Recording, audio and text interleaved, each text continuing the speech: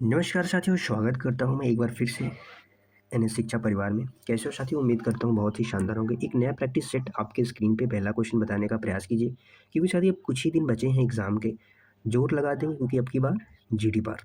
पहला क्वेश्चन आपके सामने है, आदमी बनना मुहावरे का उपयुक्त अर्थ क्या है? किसी अन्य जीव का आदमी में परिवर्तन होना, या आदमी जैसा दिखना, या आप कह सकते हैं अच्छा व्यवहार सीखना, या आप कह सकते हैं कृत्रिम ढंग से आदमी का प्रतिरूप बनना। तो आदमी बनना का अर्थ आपके हिसाब से क्या होना चाहिए? एक अच्छा आदमी, एक अच्छा व्यवहार क्या होना चाहिए? आदमी बनना यार ये मतलब होता है कि अच्छा व्यवहार सीख जाना कि आप आदमी बन गए, क्योंकि आदमी के पास दिमाग होता है भाई, जानवर के पास दिमाग नहीं होता है। इसका राइट आंसर हो जाएगा ऑप्शन सी। ठीक है, मजा आया साथी? अगला क्वेश्चन आपके स्क्रीन पे है, क्वेश्चन नंबर 2। बताएंगे क्या होगा इसका राइट आंसर। आँख खुलना मुहावरे का सही अर्थ क्या होगा?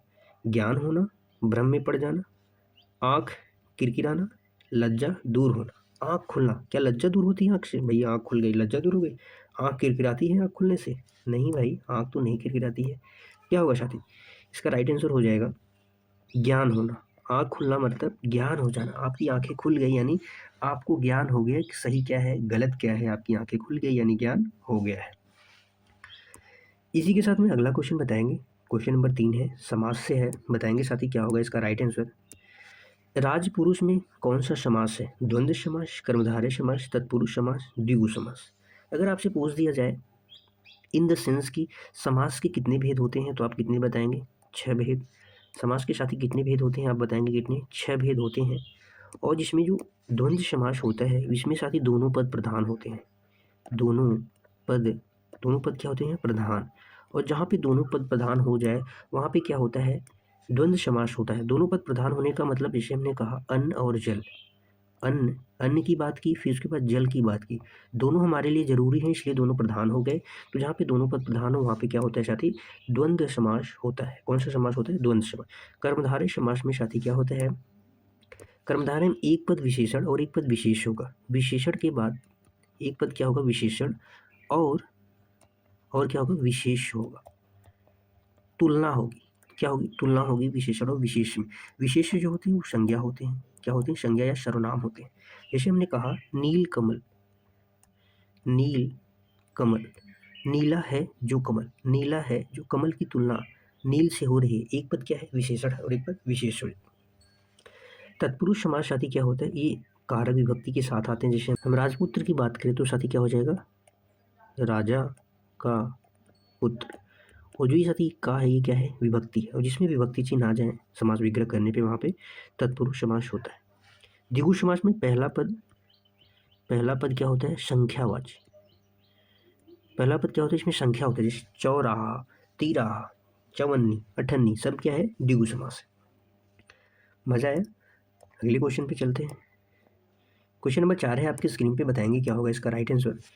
इनमें से किस शब्द की वर्तनी साथी क्या है? शुद्ध है? तिरस्कार, तिरस्कार, तिरकार, तिरस्कार, किसकी वर्तनी शुद्ध है? सबसे इजी क्वेश्चन में से है एक। आप अगर इसको गलत कर रहे हैं तो आपकी तैयारी बहुत कमजोर है। इसका राइट आंसर हो जाएगा ऑप्शन ए, तिरस्कार। तिरस्कार क्या है? तिरस्कार। ऑप्शन ए की वर्तनी क्या है? पूर्ण रूप से शुद्ध है। अगला क्वेश्चन बताएंगे। क्वेश्चन नंबर 5 है आपकी स्क्रीन पे साथी। क्या होगा इसका राइट आंसर।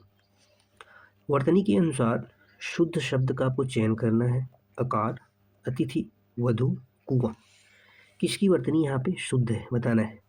तो आकार की वर्तनी, आकार नहीं होता साथी, क्या होता है? किसी चीज़ का आकार होता है। क्या होता है? आकार, शेप। अतिथि, किसी चीज़ की, अतिथि जो आते हैं अतिथि वही होते हैं अतिथि। क्या होते हैं? अतिथि। अतिथि की वर्तनी गलत है।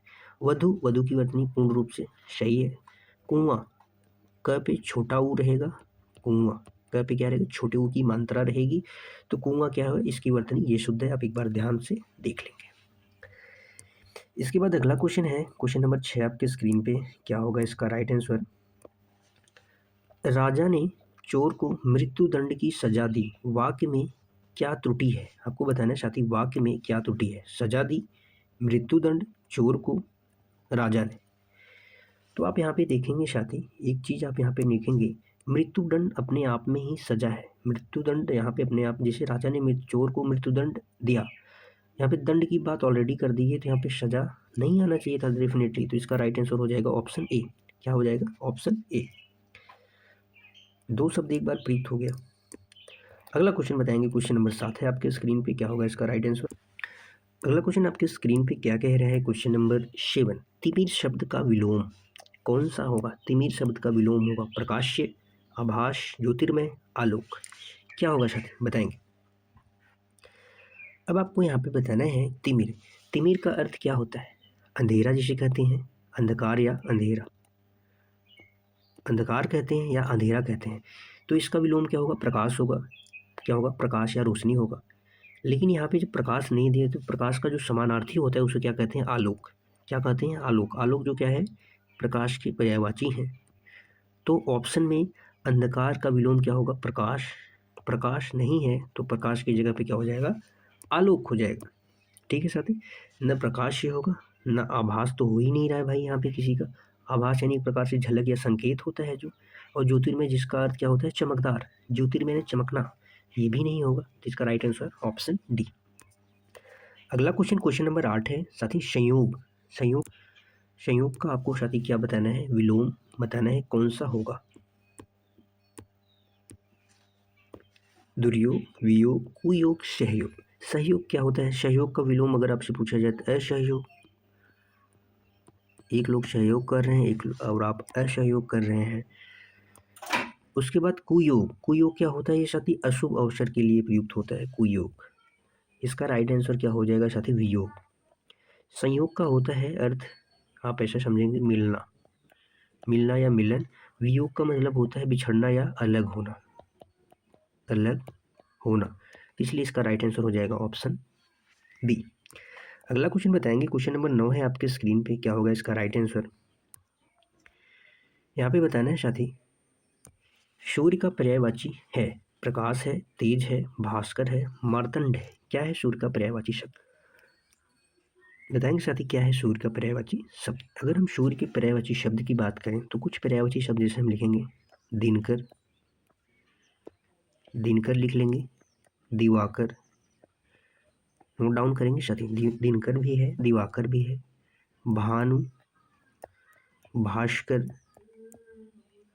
भानु, भास्कर, रवि भी कहते हैं, दिनेश, आदित्य, रवि, दिनेश, आदित्य, ये सब किसके पर्यायवाची हैं? सूर्य के पर्यायवाची हैं। मार्तंड भी कहते हैं, मार्तंड। मार्तंड के बाद साथी क्या कहते हैं? प्रभाकर। एक साथी प्रभाकर भी लिख लेंगे। प्रभाकर के बाद एक बहुत प्रचलित है अरुण। अरुण के साथ अंशुमाली, जो अक्सर एग्जामों में पूछा जाता है। अंशुमाली का पर्यायवाची शब्द क्या है? सूर्य। और एक सबसे सरल क्या है? सूरज। सूर्य को क्या कहते हैं? सूरज कहते हैं। तो इस हिसाब से इसका राइट आंसर हो जाएगा ऑप्शन डी। साथ ही क्या हो जाएगा? मार्तंड। मार्तंड क्या हो जाएगा? सूर्य का पर्यायवाची शब्द है। नोट डाउन कर लेंगे, स्क्रीनशॉट ले लेंगे। हम चलते हैं अगले क्वेश्चन की तरफ। अगला क्वेश्चन है साथी, जंगल शब्द का पर्यायवाची क्या होगा? जंगल। जंगल शब्द की पर्यायवाची शब्द क्या हो सकते हैं? दीव, प्रमोद, विश्रांति, कांतार। जंगल शब्द के हम पर्यायवाची शब्द की बात करें साथी तो क्या होते हैं? वन, वन के साथ विपिन, विपिन क्या होते हैं? अरण्य, अरण्य, कानन, गहन, एक तो जंगल है ही, एक झाड़ी भी कहते हैं, झाड़ी, झाड़ी। और साथी क्या होते हैं? कांतार, कांतार। कांतार क्या होता है? जंगल का पर्यायवाची होता है, इसलिए इसका राइट आंसर हो जाएगा ऑप्शन डी। विश्रांति साथी क्या होता है? आराम। प्रमोद, प्रमोद क्या होता है बताएंगे? आनंद, जो खुशी होता है वो प्रमोद होता है, तो इसका जंगल से कोई लेना देना नहीं है, तो इसलिए इसका राइट आंसर हो जाएगा ऑप्शन डी। अगला क्वेश्चन बताएंगे, क्वेश्चन नंबर 11 है आपके स्क्रीन पे साथी, क्या होगा इसका राइट आंसर? क्वेश्चन नंबर 11 है, डैश, डैश कोई नहीं टाल सकता। किसको नहीं टाल सकता? नियत को, नीति को, निमित्त को, नमित को। क्या होगा इसका राइट आंसर? इसका राइट आंसर हो जाएगा ऑप्शन बी, नियति। नियति का अर्थ क्या होता है साथी? भाग्य। भाग्य या किस्मत हम जिसे कहते हैं, तो उसको कोई टाल नहीं सकता, होनी। नीति को कोई टाल नहीं सकता, भाग्य को कोई टाल नहीं सकता, जो होना है वो होके ही रहेगा। अगला क्वेश्चन है क्वेश्चन नंबर 12 आपकी स्क्रीन पे, क्या होगा इसका राइट आंसर बताएंगे? महल का भीतरी भाग को किस नाम से जानते हैं? किसको? महल के भीतरी भाग को किस नाम से जानते हैं? ऑप्शन है आपके सामने रनिवास, गर्भगृह, भीतरी तल, अंतःपुर। इसका राइट आंसर हो जाएगा ऑप्शन डी, अंतःपुर। अंतःपुर यानी जहाँ स्त्रियाँ रहती हैं, महल का जो भीतरी भाग होता है उसे कहते हैं। जहाँ रानियाँ निवास करती हैं वो रनिवास होता है, गर्भ के लिए गृह होता है। इसका राइट आंसर सबसे सटीक अंतःपुर होता है, महल का भीतरी भाग, याद रखेंगे। अगला क्वेश्चन नंबर 13 आपके स्क्रीन पर है, साथ ही बताएंगे क्या होगा इसका राइट आंसर। क्वेश्चन नंबर 13, पेट की अग्नि के लिए किस शुद्ध शब्द का प्रयोग किया जा सकता है? पेट की जो अग्नि होती है उसके लिए दावाग्नि, बड़वाग्नि, जठराग्नि, मंदाग्नि। जो जंगल की आग होती है उसे क्या कहते हैं? दावाग्नि, जंगल की आग। और अगर हम बात करें समुद्र की आग, बड़वाग्नि या बड़वानल कहते हैं। बड़वानल कहते हैं समुद्र की आग को। किसकी आग को? समुद्र की आग को क्या कहते हैं? और जो पेट की आग होती है उसे क्या कहते हैं? जठराग्नि कहते हैं। जठराग्नि कहते हैं। इसका आंसर ऑप्शन सी हो जाएगा। अगला क्वेश्चन बताएंगे, क्वेश्चन नंबर 14 साथी आपकी स्क्रीन पे। बताना है साथी क्या होगा क्वेश्चन नंबर 14 का राइट आंसर। अर्थ के अनुसार आपको बताना है क्रिया विशेषण के कितने भेद होते हैं। सामान्य जानकारी आपको भी रखनी है, हो सकता है एग्जाम में क्वेश्चन आ जाए। एक होती है, दो होती है, तीन होती है, चार होती है। तो इसका राइट आंसर हो जाएगा चार होती है। कौन कौन सी होती है आइए थोड़ा सा लिख लेते हैं। पहला होता है साथी क्या? कालवाचक क्रिया विशेषण। दूसरा होता है स्थानवाचक। और तीसरा क्या होता है? परिमाणवाचक होता है। और जो चौथा होता है साथी क्या होता है? रीतिवाचक। अगर आप कहें तो हम फटाफट से बता दें। जो कालवाचक होता है ये समय का बोध कराता है। स्थान का बोध जो कराए वो स्थानवाचक होता है। जो मात्रा या परिणाम का बोध कराए परिमाणवाचक। और जो क्रिया के तरीके या विधि का बोध कराए वही रीतिवाचक होता है। क्या होता है? रीतिवाचक। जैसे धीरे धीरे, ये क्या है? रीति है उसकी। अगला क्वेश्चन नंबर 15 है आपकी स्क्रीन पे। बताएंगे क्या होगा राइट आंसर। आपके सामने प्रत्यय से क्वेश्चन है, साथ ही बताएंगे समझौता शब्द में कौन सा प्रत्यय है? औता है, झौता है, आ है, ता है। एक शब्द होता है समझ। एक शब्द क्या होता है? समझ में औता प्रत्यय अगर हम जोड़ दें तो क्या शब्द बनता है? समझौता। तो इसका राइट आंसर हो जाएगा ऑप्शन ए। अगला क्वेश्चन नंबर 16 है आपके स्क्रीन पर। गाय शब्द में कौन सी संज्ञा का भेद है? आपको बताना है कि भाववाचक है, द्रव्य है, व्यक्ति है, जातिवाचक है। बताएंगे क्या विशेष गाय की बात हो रही, नहीं हो रही, तो यहाँ पे व्यक्तिवाचक नहीं हो सकता। जो विशेष व्यक्ति की बात हो तो वहाँ पे क्या द्रव्य या तरल पदार्थ की बात हो रही है, जो नहीं होगा। क्या भाव यहाँ पे है? नहीं है, तो ये क्या जात, संपूर्ण गाय की जात का बोध हो रहा है, तो इसलिए यहाँ पे क्या हो जाएगा? जातिवाचक संज्ञा हो जाएगी। क्या हो जाएगी? जातिवाचक। अगला क्वेश्चन है क्वेश्चन नंबर 17 आपके स्क्रीन पे। निम्नलिखित शब्द में साथी कौन सा शब्द पुल्लिंग है? बताएंगे साथी क्वेश्चन नंबर 17 का क्या आंसर होगा। पुल्लिंग शब्द आपको बताना है कि आज्ञा है, सागर है, गरिमा है, आशा है। आज्ञा मिली, ये क्या हो गया? स्त्रीलिंग हो गया, ये ऑप्शन नहीं हो सकता। आशा, मेरी आशा। किसकी आशा? मेरा आशा थोड़ी ना होता है, मेरी आशा। गरिमा, किसकी गरिमा? मेरी गरिमा, मेरा गरिमा, मेरी गरिमा, तो मेरी गरिमा। तो इसका आंसर हो जाएगा ऑप्शन बी, सागर। आप स्त्रीलिंग पुल्लिंग कैसे निकाल सकते हैं? मेरा, मेरी, अच्छा, अच्छी, मेरा, मेरी, अच्छा, अच्छी, कैसा, कैसी, आदि शब्द से आप आसानी से निकाल सकते हैं स्त्रीलिंग और पुल्लिंग। अगला क्वेश्चन नंबर 18 आपकी स्क्रीन पे साथी होगा है। क्या होगा इसका राइट आंसर? आपके सामने है, बिंदु का बहुवचन क्या होगा? बिंदुए, बिंदुए, बिंदुसरा, बिंदु।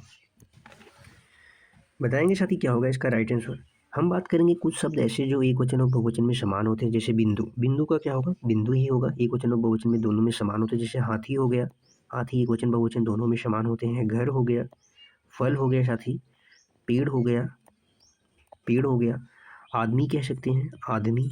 ये साथी क्या होते हैं? एक वचन और बहुवचन दोनों में समान होते हैं। जल हो गया, प्रेम, घी, ये सब क्या है? एक वचन बहुवचन में दोनों समान होते हैं। और जो संबंध जैसे आदर सूचक जैसे नाना, नानी, पापा, ये सब क्या होते हैं? एक वचन बहुवचन दोनों में समान होते हैं, याद रखेंगे। इसी के साथ में एक क्वेश्चन आपके स्क्रीन पे है और इसी प्रकार का। यहाँ पे आपको बताना है कि समाचार का बहुवचन दिए गए विकल्प में से कौन सा है? विकल्प है समाचार और अनेक समाचार पत्रिका। तो इसका राइट आंसर क्या होगा? ऑप्शन ए, समाचार का बहुवचन क्या होगा? समाचार ही होगा। ठीक है। अगला क्वेश्चन नंबर 20 आज का आखिरी क्वेश्चन। बताएंगे क्या होगा इसका राइट आंसर। राम किताब पढ़ता है, साथ ही यहाँ पे दिया गया है राम किताब पढ़ता है। इस वाक्य में वाच्य का कौन सा प्रकार है? बताएंगे कौन सा प्रकार है वाच्य का? कर्म, भाव, कर्तृ, इनमें से कोई नहीं।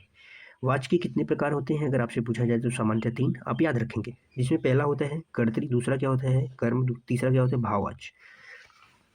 जिसमें कर्म प्रधान हो, कर्म की आवश्यकता कर्म में होती है और कर्म प्रधान होता है तो कर्मवाच्य होता है। जैसे राम किताब पढ़ता है, किताब क्या है यहाँ पे? कर्म है, कर्म के अनुसार पढ़ता है तो यहाँ पे क्या हो जाएगा? कर्मवाच्य। जैसे भाववाच्य, भाववाच्य में साथ ही असमर्थता का बोध होगा, असमर्थता, जैसे चला नहीं जाता, बैठा नहीं जाता, कार्य नहीं होगा तो वहाँ पे क्या होगा? भाववाच्य। जिसमें क्रिया किसके अनुसार बदल जाए? कर्ता के अनुसार, तो वहाँ पे कौन सा हो जाएगा? कर्तृवाच्य हो जाएगा। इसका कारक चिन्ह क्या होता है? ने होता है, पहचान के लिए याद रखेंगे। और कर्म कारक का क्या होता है? को होता है, कर्म को। जैसे हमने कहा राम किताब को पढ़ता है, किसको पढ़ता है? किताब को पढ़ता है, तो वहाँ पे कर्मवाच्य छटाक से लगा के आएंगे। ठीक है, आज के लिए बस इतना ही साथी था। बताएंगे 20 में से आपका कितना स्कोर है और शेयर करेंगे अपने सभी दोस्तों के साथ। क्लास को अंत तक देखने के लिए आप सभी साथियों का थैंक यू सो मच साथी। कल फिर मिलेंगे एक शानदार जानदार प्रैक्टिस सेट के साथ, क्योंकि अभी कुछ दिन ही बचे हैं एग्ज़ाम्स के, क्योंकि अब की बार जीडी बार। Thank you so much guys साथी, मिलेंगे अगली क्लास में, तब तक के लिए बाय बाय। जय हिंद फ्यूचर आर्मी।